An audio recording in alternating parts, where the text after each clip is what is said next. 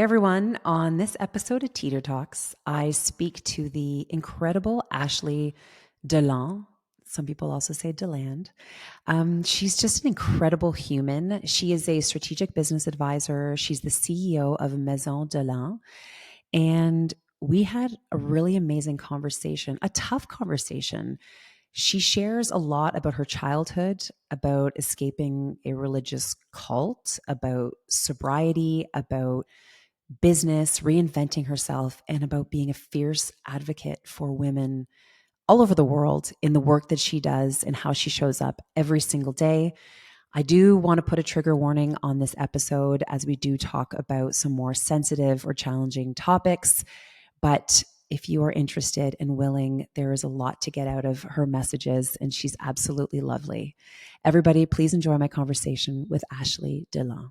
Well, hello, Ashley Deland. I'm going to say it en français because it's supposed to be pronounced en français, although I've heard a lot of people butcher your last name. But hello, welcome. Hello. Thank you so much for having me, my love. I genuinely enjoy spending as much time with you as possible. Ditto. And the funniest part is that we've never met in person. I feel like we have.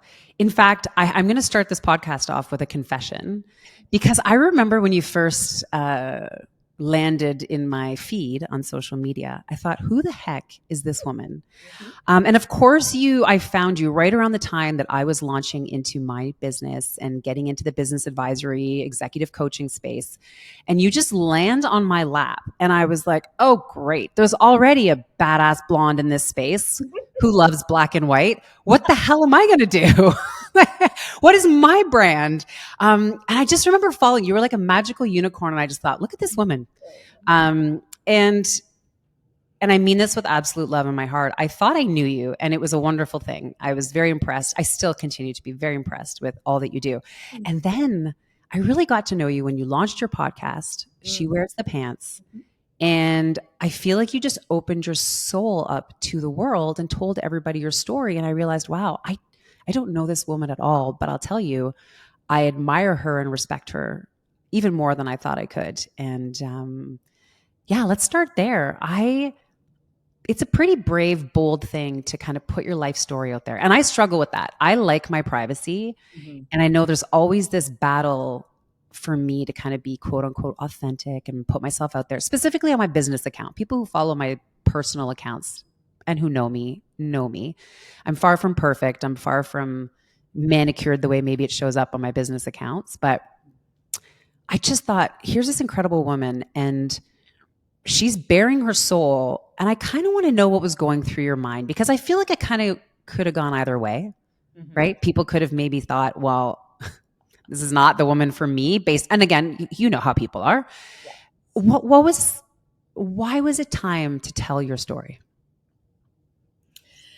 It took me many, many years to heal past the pain and the realization that there is so much power in pain to then gain, I say, the big set of ovaries, the courage I to love when you say that. step into authenticity and to lead the way through my narrative, not just to further heal myself, but also to give so much permission to other women that they can share their story. They can step into their power, into their pain, and also understand that their story is unique to them and that their traumas are actually triumphs if they just review it into a different versions.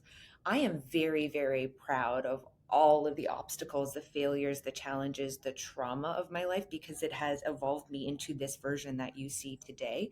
But I had to do a whole whack of healing in order to show up as a person willing to share her story. Because whenever we share anything personal, we know there's going to be backlash, especially if there's, religion or politics involved. So I had to be in a space of strength in order to receive the feedback that I know was inevitably coming, especially to certain people that were in my life during those periods of religion and being silenced and, well, trauma, pretty much. So for me, it was just time to lead with authenticity, to pave the path for other women to share, and to just show them that there is just so much victory in our past and to review it as power. It's incredible. And you said something that I think is a critical piece of this, is that sometimes your truth and your trauma, to your point, involves other people. And I do think we often suppress our truth to protect others, because we ultimately tell the story from our lens, and sometimes other people don't have the voice or the platform. But I'm curious, was it worth it to tell your story? I can tell you that there was so much anxiety leading up to airing that episode that is pretty hard to describe. Mm-hmm. And I wasn't nervous about so much the way the public was going to perceive it or view it because I sit in enough strength. I was so scared the way that my family and the religion itself Mm-hmm. was going to receive it. I actually pushed that podcast through my lawyer and we had to take out some big parts of it. So even what I aired was skimming the surface of the truth that goes very, very deep.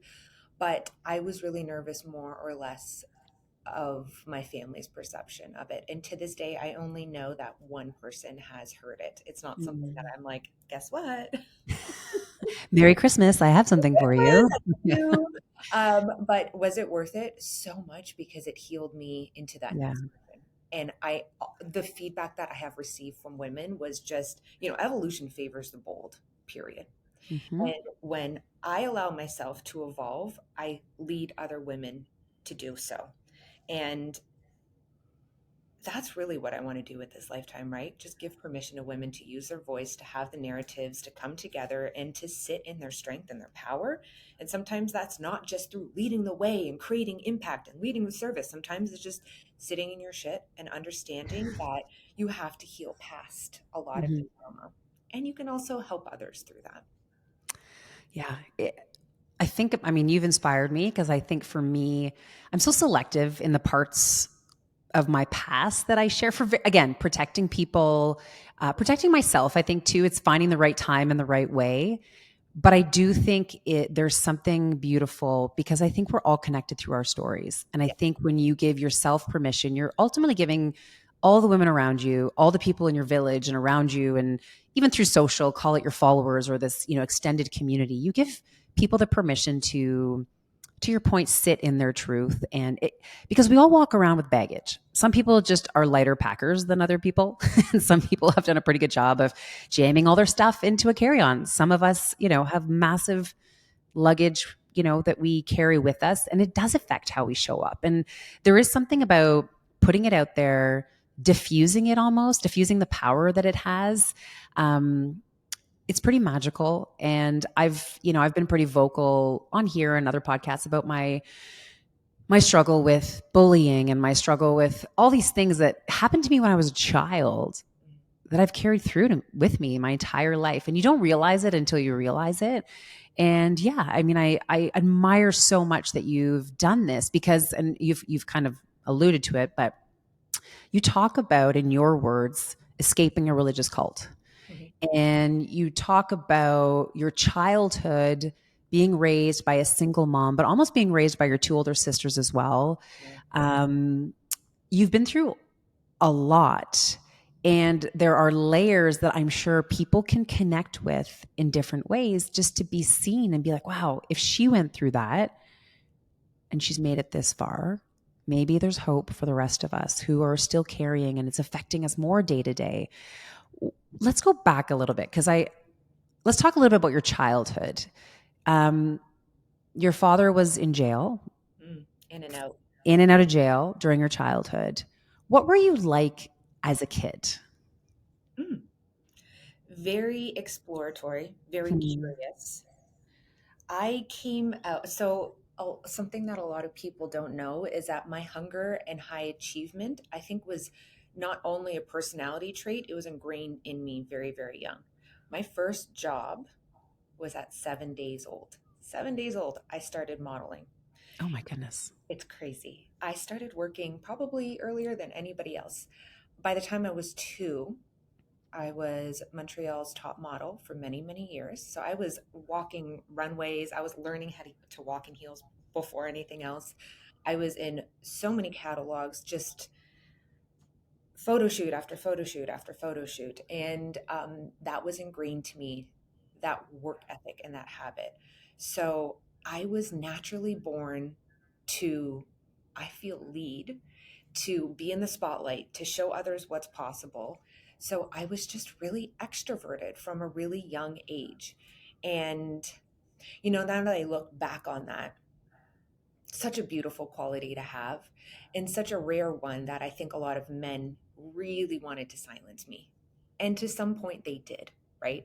As you know, molested every day by my best friend's father, who was also my babysitter. And then, I had the religious cult who was to silence you. We had Guy is my father, who I call him my sperm donor, but he was constantly trying to silence us. So I was just raised trying to be silent, and it worked for a long time. But all those challenges in life, they can either define you or they can help refine you. And Mm. I started to we when we moved to Oakville from Montreal, it was coming from one world literally into another, because, as listeners might not know this, but Oakville is just one of the richest places in Canada to live. We're talking mansions and picket fences, so it was a really hard transition for me, and that put me back into my shell a little bit more. But then I kind of found my strength and my power, and by high school I was just, also that loud, in the spotlight, leading the way type of woman, and it just hasn't stopped since then. So Apparently not. But it's a lot for a kid to go through. And I think sometimes when we're kids, we don't see what's happening to us. Like I think, and maybe you did, like there was probably a part of you where, to your point, the reason why you became so loud and you showed up, you probably figured out that this is my role in the family. This is probably making your money some family. This was what was expected of you. You figured out at a very young age the role you had to play to survive, because in a lot of ways and in a lot of situations, in your church, in your community, in your religious community, in different places, you had to be silent. You couldn't show up the way you wanted to. So maybe when you could, you maximized how you showed up in that moment. And it's a wonderful quality, because I say all the time, the world's just going to beat the confidence out of the little kids. So gosh, if they can come out bold and trying really hard to show up with themselves, it's almost like, as terrible as that childhood was, it gave you these lovely pieces of you that you've chosen to use for good. Do you see it that way? one of my personal mantras, has always been courage over conformity. Mm. And that has depicted a lot of the paths that I have gone down in my life. And that is a huge reason why I am not scared to advocate for women and champion for them, and why I get a lot of backlash. I get a lot of messages on LinkedIn, in my DMs, from men that are not happy still to this day that I'm such an advocate for women. But you have your own support groups, and I'm here to lead ours. So, but courage over conformity is the mantra. Yeah, I was going to ask you this later, but you brought it up. So let's go there now. I do find it funny, because people ask me that. They say, "Oh, do you work only with female clients or female entrepreneurs or female?" And certainly I do have female clients, but I also have male clients. And people say, "Well, shouldn't you just be working with women? Like, you're a female executive, former executive." And I thought, yes, I do want to empower women, but I also, from my perspective, wanted to work with men, because in my experience in leadership, half the battle was bringing the men along with us. There were so many men out there who wanted to understand, do better serve women. And I thought, well, I'm going to be the person who works with men. And I've had the chance to work with a lot of wonderful men in my career. Ironically, most of the problems I've had in my career have not been with men. So we'll talk about that later. And it's a choice that I made. But to your point, I had a little bit of the opposite backlash. Women thinking that I should exclusively be serving women, talk to me a little bit about your choice. I mean, you've kind of said it, but how do you handle those moments where you're so specifically dedicated to lean into women? And have you had to turn away male clients who want to work with you, and male-owned businesses who really want to collaborate? Talk to me a little bit more about your focus on that, and why it's so important. As someone who was raised by a single mother and two older sisters, right? I have seen the power that comes when women can use their voices, when they have the education, when there's narratives that are being spoken. I genuinely believe that we can be unstoppable if we're given the right environment, the right support systems, and the right education. Mm-hmm. The reality of the fact is that I grew up in a very, I would say, like low income space in Montreal. And I might not have had the potential and possibility that I had in Oakville if we didn't move, if my mother had not remarried. And I think it's really important to remember that there are women out there that just need the slightest amount of Mm-hmm. support, education, or community in order for them to change their life and change other women's lives. So when I get men approach me asking about the champion of women, I have learned to deal with it in the same way that I deal with a lot of the backlash that I get for anything that I speak about. And that's, sometimes people's reactions are more about where they are in their journey than it is about Mm-hmm. my words. So I kind of Mm-hmm. don't receive or accept that energy anymore. And I just kind of place it back on them. But I'm fiercely dedicated. I'm relentless. I'm an advocate. And if that doesn't land in your energy, that's okay. Go find somebody that does. Um, I have worked with men in the past before I completely, and to be transparent, I do have one male client right now. He is a doctor. I just vet them a lot more because I find that sometimes the information that men receive, they either take it or leave it. So I just want to work with the right type of people that have the hunger, that are high achieving, and have the right kind of energy. And if it happens to be a man once in a while, I'm not here to say no. It's just my verbiage, my ideal client, my community is women centric. Well said. And you're doing a great job. Thank you. Doing a great job. Vanilla as I can go. Yeah. No, and I think too, like it's kind of funny because there's space for all of us, right? And the reality is, inevitably, when you're so passionate about something, you can't bring everybody with you. You're not going to make everybody happy. It's leaning in and being so confident in the direction that you're going, and hoping that people that you're trying to serve or that you want to serve will find you, and you will resonate with the people that you're meant to resonate with. Um, you you've been very vocal about this idea of reinventing yourself, and I want to talk about that because I think sometimes people would judge and be like, well, what are you like, what are you in this, and I often say to people, well, can't we change our minds? Can't we pivot? Can't we decide we don't want to do this anymore? Like, why do we have to commit for eternity to be this persona, this person? Can't we start all over? And who's deciding the credentials that it takes to be this new version of me? Talk to me a little about your journey about reinventing yourself and why it's so important to you to evolve in that way. I think it's because my biggest fear is comfort, Hmm. is again conformity, right? I don't want to settle too much into my comfort zone because I know all the growth and evolution happens outside of it. I know when I'm scared, I know when my limiting beliefs are coming on strong, then I have to pivot into that direction solely. I'm sure you've heard this on a few other podcasts, and it is actually a mantra that a lot of women in my community have picked up. But my mantra for 2024 was, if it makes me want to throw up, that's the direction that I'm going in. Yeah. And I mean that on like every level. Like, oh, that makes me feel sick. Okay. Yep, I'll do it. Here we go.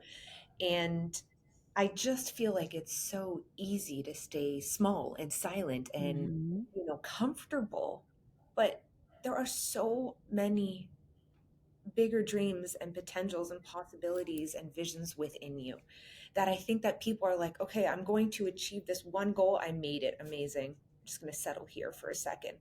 But behind that goal is infinite possibility. And if we allow ourselves to just stay at this level, then we're actually missing out on 98% of what can be offered to us. Our dreams are never big enough. And when we conform to saying, I just want A, B, and C, we have the rest of the alphabet to explore as well. So that evolution means that I, on a personal level, have to keep evolving first and foremost in order to grow on a professional level. And my professional goals and dreams are huge, worldwide domination huge, Hmm. which means that on a personal level, I have to keep being the person that can step into that and that can accept that, most importantly. Because I have been in situations in the past where I was given and granted these beautiful scenarios, but on a personal level, I wasn't ready. So that was a really great learning lesson for me. And whoever I discover along the way of that evolution, I am so grateful for.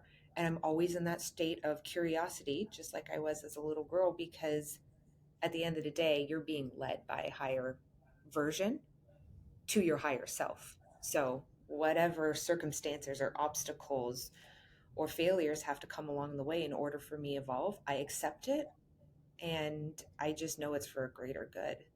I highly recommend everyone evolves. Why settle?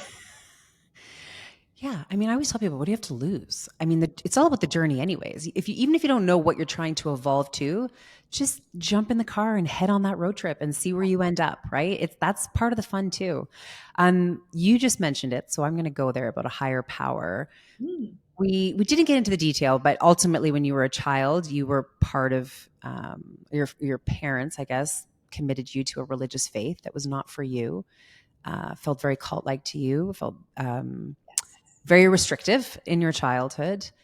And then you escaped it. Mhm. And I'm paraphrasing, but I think swore off religion for a little while. Is that true? Oh, very. You know, to me at that point in time, God was just another white guy trying to silence me. So there was nothing. Do not mention his name in my vicinity. So yes.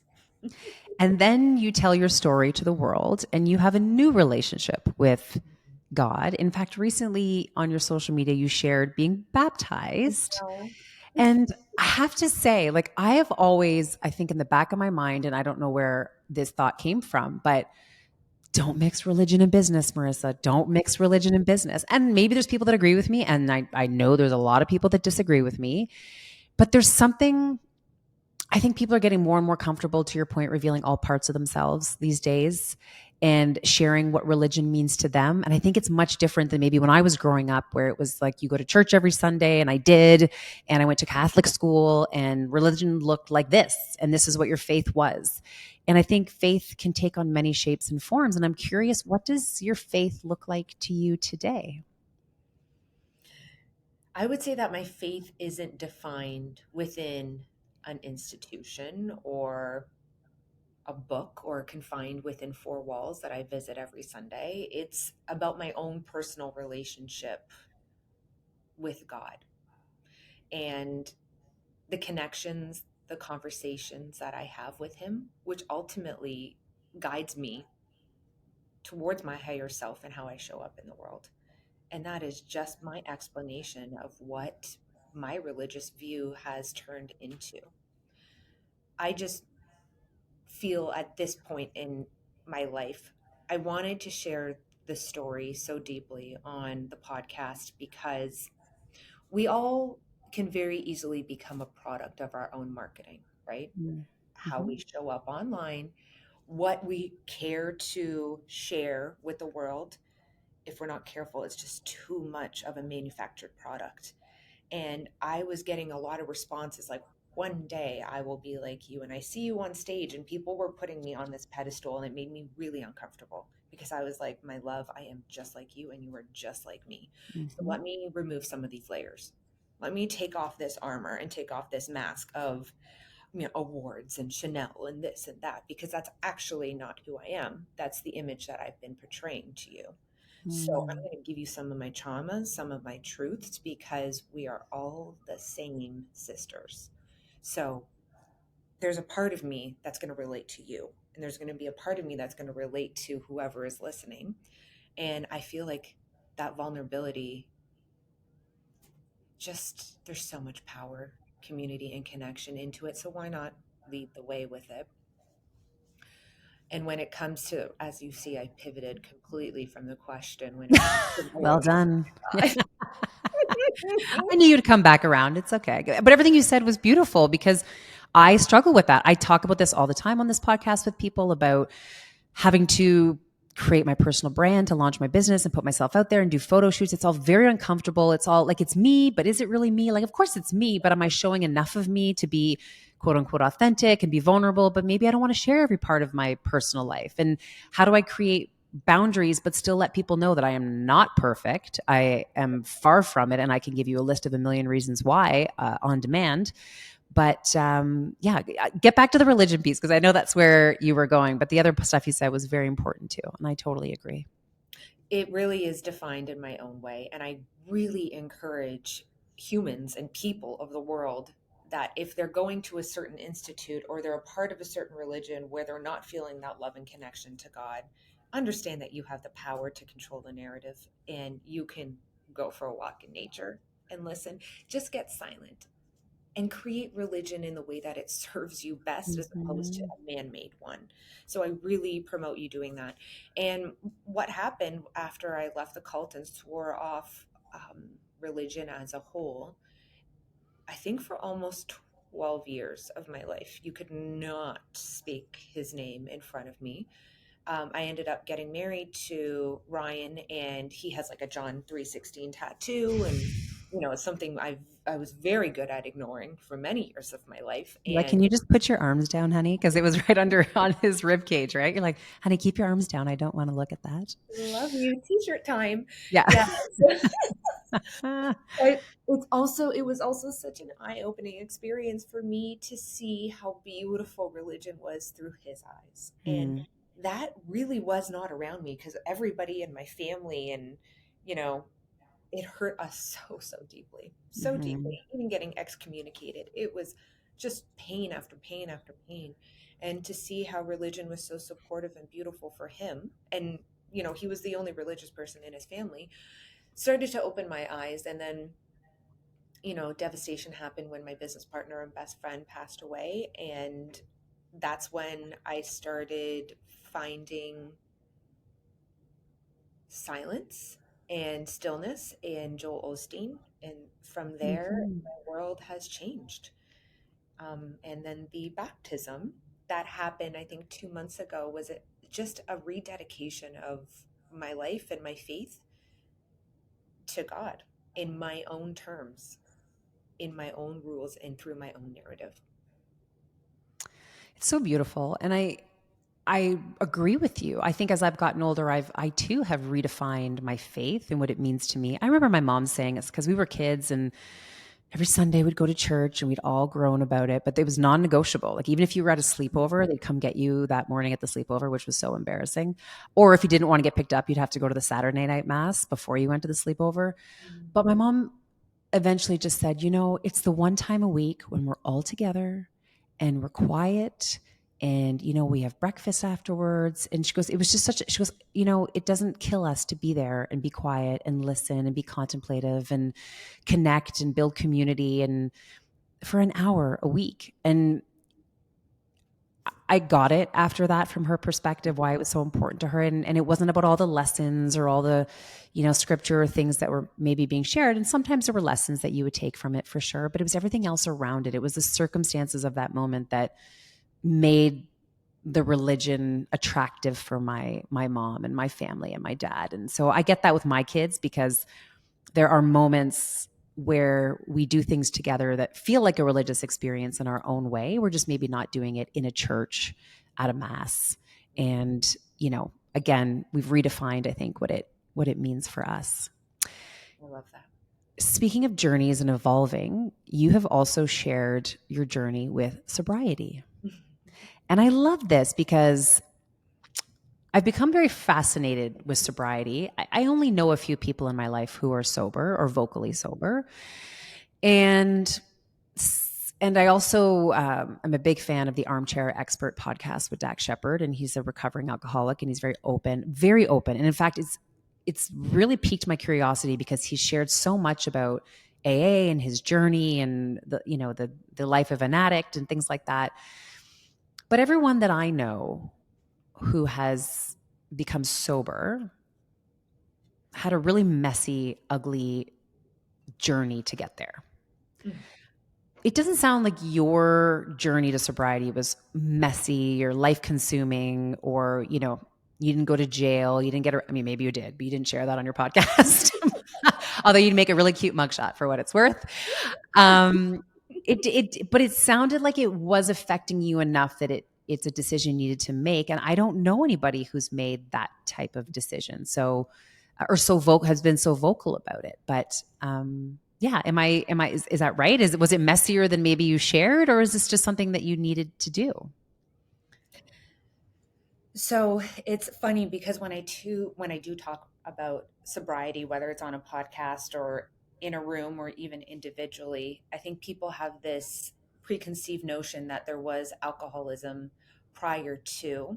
Yeah. And to be transparent, like there is alcoholism and drug addict within my family, and that's probably within my blood, especially you know my sperm donor. For sure. And there's a little jail time there, not personally, but definitely with him. But I was really understanding, especially after Haven was born, that in order to evolve to that next version of myself, I had to let go of things and people and friends and family Mm. members that no longer served me. And it just so happens that I was hungover on this Sunday morning going for a walk. And I mean, when I say hungover, that usually happens after like 2 glasses of wine, maybe three. I get it. It's just, as I got older, it reacted with me differently. But I, to give you like the tiniest backstory, I tried to get pregnant for about 6 years with Ryan. It was a very difficult time for me. And I started talking less and less to my friends who had children because I was still living in the pain. I was still living from the wound. And I started, pivoting a little bit more to friends who were single or newly married, and I kept partying. And, Mm. so it was a subconscious, ego driven choice to step into that version of myself with my husband. And, we're both entrepreneurs, we're both very successful, but we would just find ourselves, going out on Saturday nights and just, that third glass of wine for me, it just wasn't resonating. And I was hungover on this Sunday going for a walk and just knowing I was meant for more and having those deep conversations with God. And I was like, please show me what needs to be done to get to that next level. And it was a very clear download of sobriety. And instantly in that minute, I was like, no, I'm now too accustomed. I love going for wine with girlfriends and all of my social events around it. I don't know if I have that kind of strength. And there was no getting around it. I just knew that that download was so strong that I had to face that. And I also transparently was accustomed to dealing with my hurt and my trauma and my pain through having a glass of wine or just Mhm. making it go away or pushing it down into my, solar plexus. So it wasn't just sobriety that I was being asked to do. It was learning how to actually heal those deep-seated traumas and that pain. And I did that without even acknowledging or understanding that it was to then heal so that I can speak about it, to then show other women or people or humans how to heal themselves. So it just became almost a redefinement Hmm. for me. And I'm very thankful. It was difficult as hell. And I asked my husband for the support. He has been sober too. We're both going over like, I don't know, 400 days, but um, we are just such better humans. And there are moments where it challenges me, like award ceremonies or Disneyland last week with the 2-year-old. But we are learning so many other mechanisms and ways to cope. And Just we don't even do like the fake Guinness anymore. We're just like, all right, cool. Like, let's take a breath. Let's go for a walk. Let's search our toolbox. And it has been a game changer for us. It really, really has. It's also something about committing to something that feels really, really good too. Like, you know, we all know that not drinking and avoiding the hangovers and all the other things it does to our body, but there's also something about committing to something that I think feels really good too.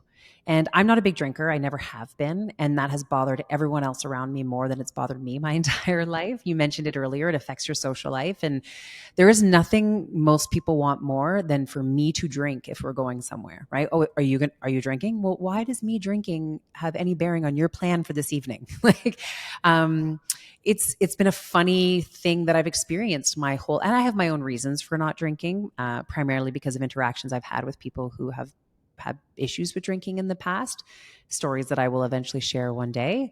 But I do think the social, I know people who said like they gave up drinking and they lost a lot of friends because they didn't want to hang out. And I think, listen, I'm not here to bash drinking. I mean, my Italian father would have a heart attack if I said no more wine and no more drinking.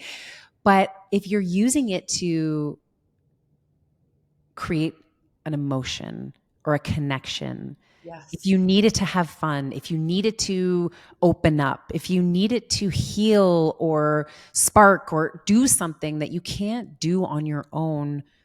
And again, I'm not a therapist, but maybe think about that, right? Like, why do you need the alcohol to have fun? And more importantly, why do you need me to drink to have fun when I'm around you? Like, what is that telling you or me about this situation? But I think we're seeing more and more of a movement of this. They're saying younger people are not really into alcohol as much. We're seeing more NA products, which is non-alcoholics, by the way. I've been told to call them NAs. Um, NA products, and I love them. I love drinking like NA margaritas and partially, if I'm being honest, it's because if I have one of those in my hand, people leave me alone because they think I'm drinking, Yep. I right? I hear you. Yes. So, and don't worry, I have a lot of other vices, people. Trust me. Um, yeah, put a bowl of dirty cheesies in front of me. They're gone. And yes, I know those are probably worse for me than a glass of wine because of all the tannins and the antioxidants. There's probably nothing of value in Cheetos, and they're dyeing my insides fluorescent orange for sure. But I'd rather have Cheetos than a glass of wine. It's the truth about me. Yeah, I love So, that. And good for you for knowing that truth, right? And not conforming. We had a lot of friends drop off, right? But our motto was next. Great. yeah. Change your energy, show up as your authentic higher self, and then you become the light. They'll Yeah. gravitate to you. Right. So that's Yeah. it. I think I have a lot of friends too who don't drink as much now. And I'm not saying I inspired them, but I think they seek comfort in me knowing that when we're going to this place, well, Marissa will be there. She won't be drinking. So I'll just hang out with her and we just won't drink together and it'll be fine. And I still have lots of fun. I don't know. I mean, I have been called fun Marissa a few times, but um, there's two things I want to talk about because you've brought up both of them is leadership and success. I don't think I need to explain to anyone why I think you're an incredible leader. But how would you define, like, what is leadership to you? What does great leadership look like to you? Great leaders definitely inspire others. They lead with integrity Hmm. and they empower those around them to achieve collective success. And I think that's the most important part of it is the collective success because leaders understand that it's not a solo journey, it's community driven. And that is the biggest and greatest asset of a true leader is that they're not out for themselves or operating out of ego. They're operating out of collective success and service. Hmm. Love that. No man or woman left behind. I couldn't agree more. It's making the group shine, making sure everyone's light within the group shines, but we're better together. I mean, it sounds so cliche, but if you can create a movement and a following and a collective and people coming together for the greater good, I think there's magic in that for sure. It's been one of the biggest game changers of my personal and professional evolution is I felt that I had to create the rooms and create the community, which I did. and then to lead in a way that empowers those women to continue the relationships and connections and communities on their own. It's now, you know, in the most beautiful way, and a gorgeous epidemic of Mm-hmm. women supporting women, of Yeah, empowering one another. And to me, it's not about controlling the community or being the leader, it's about empowering them to do so within their own lives. absolutely. I love watching the communities you built. I love being a part of. I know you and I are working on a little world Yeah. domination project here, but I and I don't know if it's because I'm an entrepreneur now and I'm kind of on my own, but I crave it so much. Just being around other and women, mostly other women who are driven and want to do these things. And again, you could be at different stages of life, different stages of your career, but if you have this willingness to show up and help and improve and connect and do good, that's all I need from you, and the rest we'll figure out together. But yeah, find your circle, people. Find your people. You do not have to go through this alone, and it's not more impressive to go through it alone, to be honest. I mean, I can't, if there's one takeaway that listeners leave with, it's that you do not win the prize for doing it all alone. Yeah. And that calling in help and creating the right support system, especially as a mom, as an entrepreneur, as a small business owner, that's the real that's the real thing, is to call in the help and understand that you don't have to do it alone. Build your village, for sure. It's my favorite saying. There's no trophy coming your way for doing it all by yourself. Yep. Okay, so I'm looking at the clock, and as suspected, you and I could probably talk for hours, but there's just so many more questions I want to ask you. So I'm going to ask them anyways, and we're going to fly through. But I have to acknowledge you have received so many awards, and rightfully so. You are very impressive. And I mean, I'm going to name some of them. There's a top 40 under 40 awards here, top 20 under 40 awards, female entrepreneur awards, and they go on. Women of distinction. You and I have that in common. The awards go on and on. What does that platform provide for you? Like when you get an award and you look at that list, what does that allow you to do in the work that you do? Ooh, I'm at a standstill right now because I can either give you my marketing answer or my Ashley answer. Ooh, I'm going to give you my Ashley answer, which okay. they actually mean nothing at all. Mm-hmm. On a marketing perspective, I would say, you know, it means I'm doing the right thing, that I'm inspiring the right women, and that I'm building the right, not just communities, because it's not really about me. The awards mean nothing. I think that Ashley 4 years ago was craving the awards and the acknowledgement, Validation. the Yeah, validation, the sure. accolades. Ashley, who sits in front of you in a sweater on a podcast, says, You look great. "Thank you." My own clothing line. She looks great. If you can't see her right now because you're listening, she looks fantastic. Now it's just, it Yeah. means, I'm still in the right direction, but my soul and my ego no longer need it. I truly could never win another award in my life and just know deep down in my soul that I am still doing what I need to do, which is putting money in the hands of women, which is building the right communities, which is educating, inspiring, and putting them on bigger and bigger platforms. And that to me is the biggest award. As cheesy as that sounds, all of those are just tangible items that are beautifully displayed in the back of me that people don't really ever see. Ooh, they But are pretty. I Yeah. sit right in front of it because they do not define me the way that they used to. Hmm. I kind of knew you were going to say that. Did you? Yeah, because I kind of feel the same way, and I feel like I'm not embarrassed to say it because people went out of their way to nominate me for these awards. Mm-hmm. But there was a time when I needed the titles, I needed the business cards, I needed people to know how much I had achieved to feel good about where I was and what I was doing, and just the validation, right? It was like, oh, I made it. Oh, I'm successful because I have the title, because I've won. And there's a part of getting these awards that feels super beautiful when someone goes out of their way to acknowledge you. And I've been so grateful for people who have done that. And to your point, there's marketing, there's a personal marketing element. There's a part of, wanting to pay it forward. Every award that I've received, I've turned around and nominated a bunch more women for that award to kind of pay it forward, as I'm sure you've done the same. But gosh, I'm in a place now where if nobody ever hears what I do, and I go, this is terrible marketing, but I just know that the work that I'm doing behind the scenes feels really good and I'm helping a lot of people. And it took so long to get to this place. Yeah. And I know finding my next client's not going to necessarily come by feeling that way. So you got to add in the marketing and the branding and all the other stuff to a certain degree. But it does. It feels, I knew you were going to say that because I suspected that just how you're showing up, doing your thing, that you're in this really beautiful place right now where you're like, this is me, this is what I'm doing. Yes. Just jump on the train or get off. And you could probably relate to this. So could so many of the listeners, right? In my 20s, it was Ashley, director Ashley, who worked for Moses Neimer and Much Music. And then Right. it was Ashley, who owns all the restaurants. And then Right. it was Ashley, strategic business advisor.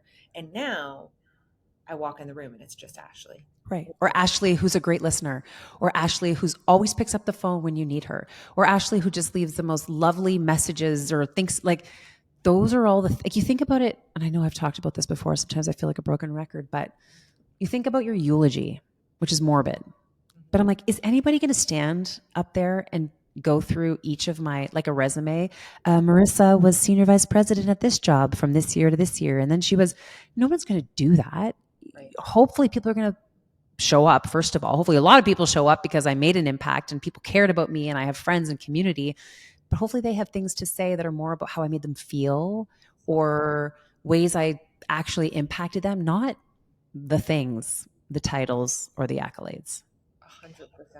That's a really good exercise to do, though, really. Think about your eulogy. Is to think about your eulogy. Yeah, I've never thought about that. We'll sit down and write them together in a very non-creepy way. I love it. I love it. With our Speaking of wanting to puke, enemy. what are you guys doing over there? We're just writing our eulogies. Well, listen, we are running out of time.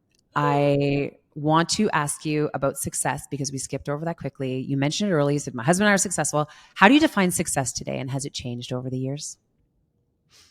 Success to me is freedom. It's the freedom to be able to create what I want to create, to show up how I want to show up. It's the freedom to stay at home with Haven if she needs more time, to take care of Ryan if he needs assistance, to go to Disneyland when I want. Success is no longer attributed to the accolades or the accreditations, to my revenue. It is how often I can stay in peace and how often I can operate and flow in ease. Mm-hmm. And that to me is true success. You also said on your podcast, which I loved, and I'm not sure if I interpreted this the same way you said it, but you said, I want to die empty. Mm-hmm. Gosh, we're really getting dark today, talking about eulogies and dying. It kind of it makes me think of this expression, and the gentleman who said it, it was in a religious term where he said, when I die and go to heaven and meet the greatest potential version of myself, I want to recognize that person. Oof, love it. Right? So if I get to the gates of heaven and I meet what could have been my best self, that I recognize who that person is, that they seem familiar to me and that I'm either them or I'm really close. I don't want to get there and have that person be unfamiliar and I didn't live up to my potential. When you say I want to die empty, is it along those lines of kind of leaving everything on the table, putting it all out there, or am I misinterpreting that? Not at all. This quote that I heard from Joel Osteen, and I will butcher it, was some of the richest people in the entire world are located in the graveyards because they left this earth with that next idea, that next dream, that next invention still within them. And I heard this years ago and just thought, that will not be me. I will maximize every potential, every possibility, every version of myself in this lifetime so that I die on empty, so that I leave with nothing left within me, and that I really do serve my purpose in this lifetime. Because if you take a more spiritual view, I and you and everybody listening was born in this body, in this geographical location, with the dreams that land in you to evolve into that version of yourself. And it's such a gift, I will say, a gift from God to be able to, have functioning just body parts and creativity. So why leave any of it on the table? Why settle? Why stay small or silent? Why not tap in and face the fears, to face the limiting beliefs, and just Mhm. understand that if that dream was placed within you, that destiny, it's because it was meant for you. It quite literally was. You cannot dream what you don't already contain. So Totally.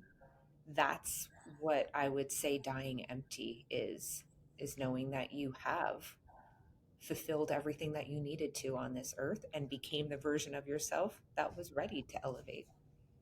That's amazing. Yeah. I think that's great. I think it gives us all the opportunity to think, like, do a lot of people don't think about what they really want, or they're too busy in the day to day. And I get it, right? Life is busy, kids, life, all the things. But, I hope people find moments to pause and figure out, what do I want? Who could I potentially be? What am I destined to be and do and feel? And how can I show up better? It's a personal mission of mine, as I know it is yours, to try to get more people to think that way and be that way. Yeah. All right, I'm not letting you leave without rapid fire questions. I will, for people looking to find you, I will put all the ways they can find you in the episode notes, how they can reach out and follow you and consume all of your amazing content. So I will make sure that the audience finds that out. But before you leave, what do you do in all this spare time that I doubt you have? What is your favorite hobby or pastime? I have zero hobbies, zero time, but I would say I soak up Haven. I'm Oh, family at every moment possible. I'm obsessed with her. yes. It's Well, she's obsessible, if that's a word. She's yeah. adorable.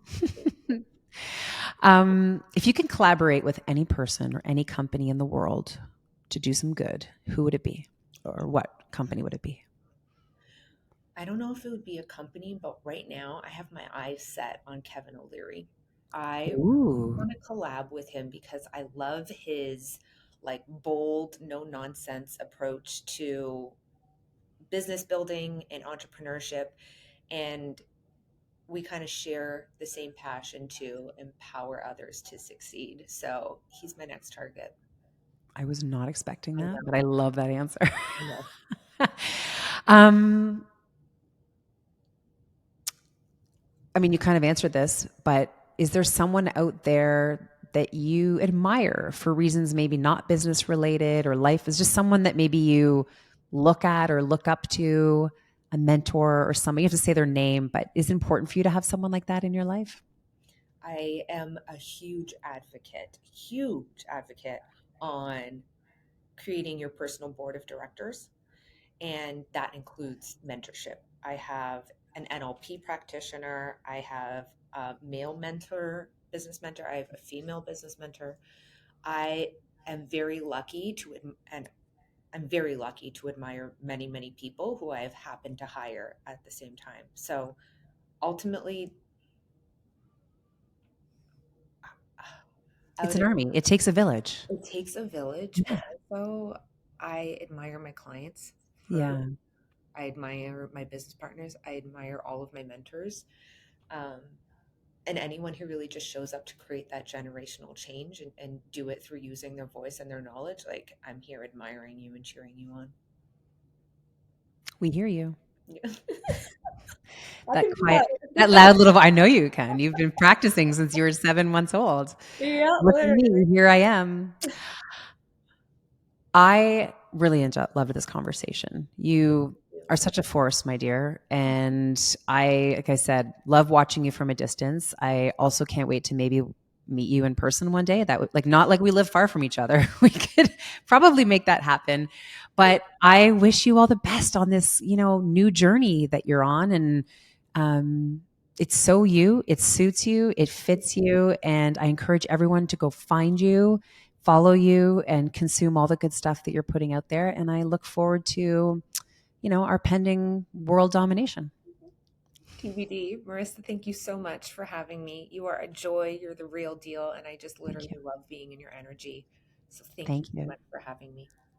Merci, Ashley Deland. Oh, bienvenue, mon ami. Je t'aime, je t'aime. Next time we're doing a full podcast recording in French. That's everyone should be warned. We're doing this in French next time. I love it. All right. Take care, my friend.